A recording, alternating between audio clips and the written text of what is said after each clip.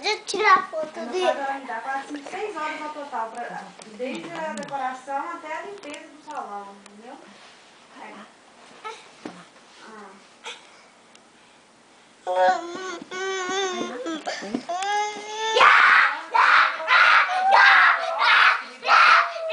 Chega às 5 horas, entendeu? Também 5, 6, aí eu coloco. Canta a marca da promessa que eu vou ver. Eu tenho a marca da promessa. Ele me fez. Eu disse. Quem vai me pagar? Me disse. Vai apagar. De novo não. Tira, Nadir.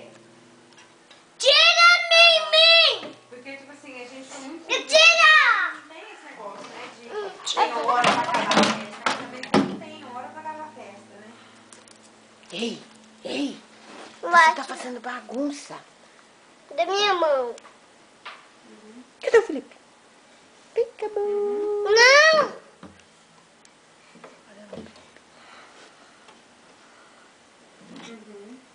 We know that. Eu acho que era do beijo da mão. Sua mão é linda, né? Tira. Quem você ama? Conta pra mim. Quem você ama? Que a vovó tira. A vovó já apertou. Olha lá o Baby cantando. O Baby tá com sono? Pergunta pra ele se ele tá com sono. Deixa eu ver. Não dá mão. Não vai andar, não vai. Não quer andar, não vai. Tira. Eu também tenho que ter um negócio da minha. Tira aí. Então ela vai vir, aí eu tô sentada com eles pra buscar, entendeu? Uma hora que eu tiver.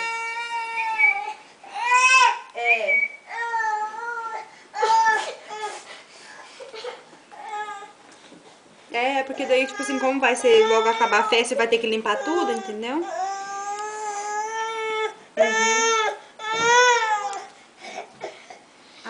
Vou tirar Não, então sofá. tá bom, mas aí fica assim, então, eu vou...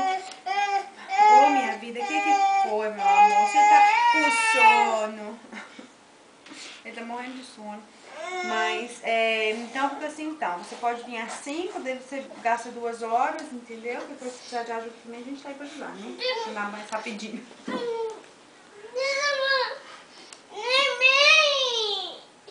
Aham.